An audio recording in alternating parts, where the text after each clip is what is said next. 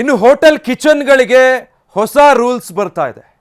ಆಹಾರ ಸುರಕ್ಷತಾ ಇಲಾಖೆ ಇದಕ್ಕೆ ಸಂಬಂಧಪಟ್ಟ ಹಾಗೆ ಮಾರ್ಗಸೂಚಿಯನ್ನ ಸಿದ್ಧತೆ ಮಾಡಿದೆ. ಈ ಅವಧಿ ಮೀರಿದಂತಹ ಮತ್ತೆ ಫಂಗಸ್ ಫುಡ್ಗೆ FSSAI ಕಡಿವಾಣ ಹಾಕೋದಕ್ಕೆ ಮುಂದಾಗಿದೆ. ಹೋಟೆಲ್ಗಳು, ಪಬ್, ರೆಸ್ಟೋರೆಂಟ್ಗಳಿಗೆ ಹೊಸ ನಿಯಮ ಅನ್ವಯ ಆಗುತ್ತೆ. ಈಗ ನಾವು ನೋಡ್ತಾ ಇದ್ವಿ, ಕಳೆದ 3 ದಿನಗಳಲ್ಲಿ ಸುಮಾರು 60ಕ್ಕೂ ಹೆಚ್ಚು ಹೋಟೆಲ್ಗಳ ಮೇಲೆ ದಾಳಿ ಮಾಡಿದಂಥ ಸಂದರ್ಭದಲ್ಲಿ ಎಷ್ಟು ಆಘಾತಕಾರಿ ಅಂಶಗಳು ಬೆಳಕಿಗೆ ಬಂತು ಅಂತ. ಅದು ಕೂಡ ಏನು ಐಷಾರಾಮಿ ಹೋಟೆಲ್ಗಳಲ್ಲಿ ಈ ರೀತಿಯಾದಂಥ ಫುಡ್ ಸರ್ವ್ ಮಾಡ್ತಾರಾ ಅಂತ ಆ ರೀತಿಯಾದಂಥ ಚಿತ್ರಣ ಕಿಚನ್ನಲ್ಲಿ ಕಂಡು ಬಂದಿತ್ತು. ಸೊ ಇದೆಲ್ಲವನ್ನು ಗಮನದಲ್ಲಿ ಇಟ್ಕೊಂಡು ಈಗ ಹೊಸ ಮಾರ್ಗಸೂಚಿಯನ್ನು ತರೋದಕ್ಕೆ, ಹೊಸ ರೂಲ್ಸ್ಗಳನ್ನು ಅಪ್ಲೈ ಮಾಡೋದಕ್ಕೆ ಮುಂದಾಗ್ತಾ ಇದ್ದಾರೆ. ಸ್ಟಾರ್ ಹೋಟೆಲ್ಗಳ ಕಿಚನ್ಗಳಲ್ಲಿ FSSAI ದಾಳಿ ನಡೆಸಿದಂಥ ಸಂದರ್ಭದಲ್ಲಿ ಏನೆಲ್ಲ ಅಂಶಗಳು ಕಂಡು ಬಂತಲ್ಲ, ಎಕ್ಸ್ಪೈರ್ ಆಗಿದ್ದಂಥ ಫುಡ್ ಪದಾರ್ಥಗಳಿತ್ತು, ಜೊತೆಗೆ ಶುಚಿತ್ವ ಇರಲಿಲ್ಲ, ಎಷ್ಟೋ ಕಡೆಗಳಲ್ಲಿ ಅವಧಿ ಮೀರಿದಂತಹ ಪದಾರ್ಥಗಳನ್ನು ಇಟ್ಕೊಂಡು ಅದನ್ನು ಗ್ರಾಹಕರಿಗೆ ಉಣಬಡಿಸಲಾಗ್ತಾ ಇತ್ತು. ಆಹಾರ ಸಂಗ್ರಹಣೆ ಏನಿರುತ್ತೆ ಅದನ್ನು ಸರಿಯಾಗಿ ಮಾಡ್ತಾ ಇರಲಿಲ್ಲ. ಫ್ರೋಝನ್ ಫುಡ್ಗಳಂತೂ ಅವಧಿ ಮೀರಿದರೂ ಕೂಡ ಹೆಚ್ಚಿಗೆ ಅದನ್ನು ಇನ್ನು ಫ್ರೋಝನ್ ಮಾಡಿ ಇಟ್ಕೊಂಡೇ ಬಳಸ್ತಾ ಇದ್ದಿದ್ದು.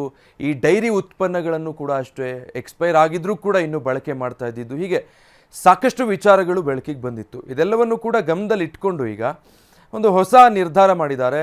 ಇನ್ನಷ್ಟು ಟಫ್ ರೂಲ್ಸ್, ಟೈಟ್ ರೂಲ್ಸ್ಗಳನ್ನು ತರಬೇಕು ಅಂತ.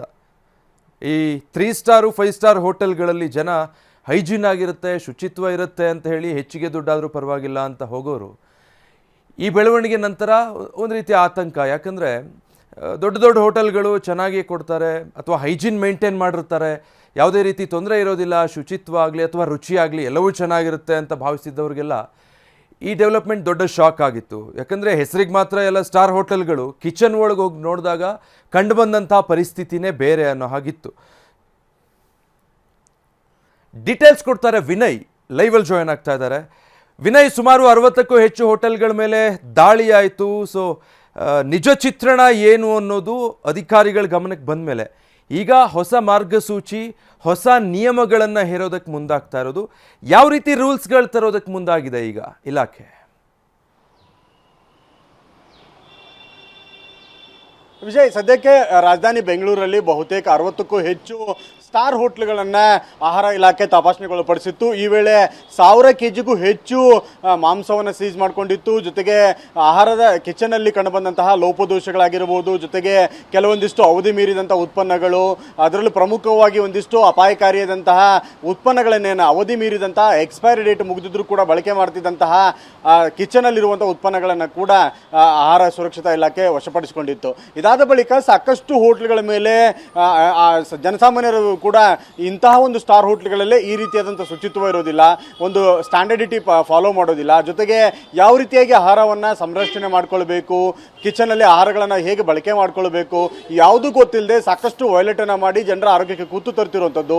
ಅದರಲ್ಲೂ ಪ್ರಮುಖವಾಗಿ ನಿನ್ನೆ ಆಹಾರ ಇಲಾಖೆ ನೀಡಿರುವಂತಹ ಒಂದು ಪ್ರಕಟಣೆಯಲ್ಲಿ ಬ್ರಿಗೇಡ್ ರೋಡಲ್ಲಿ ನಡೆದಿರುವಂಥ 8ನೇ ತಾರೀಕು ಬ್ರಿಗೇಡ್ ರಸ್ತೆಯ ಮ್ಯಾಕ್ಡೊನಾಲ್ಡ್ಸ್ ಆಹಾರ ಮಳಿಗೆ ಮೇಲೆ ದಾಳಿಯನ್ನು ಮಾಡಿರ್ತಾರೆ. ಈ ವೇಳೆ ಅಲ್ಲಿ ಆ ಎಣ್ಣೆಯನ್ನು ಏನು ಮರುಬಳಕೆ ಮಾಡಿಕೊಳ್ಳುವಂಥ ಎಣ್ಣೆಗೆ ಶುದ್ಧೀಕರಣ ಮಾಡೋದಕ್ಕೆ ಕೆಲವೊಂದಿಷ್ಟು ರಾಸಾಯನಿಕಗಳ ಬಳಕೆ ಮಾಡಿರೋದು ಕೂಡ ಆಹಾರ ಸುರಕ್ಷತಾ ಇಲಾಖೆಯ ದಾಳಿ ವೇಳೆ ಕಂಡುಬರುತ್ತೆ. ಅದನ್ನು ಕೂಡ ಅವರು ವಶಪಡಿಸಿಕೊಳ್ತಾರೆ. 5 ಲೀಟರ್ ಕುಕ್ಕಿಂಗ್ ಆಯಿಲನ್ನು ಕೂಡ ವಶಪಡಿಸಿಕೊಂಡು ಲ್ಯಾಬ್ ಟೆಸ್ಟ್ಗೆ ಕೂಡ ಕೊಡ್ತಾರೆ.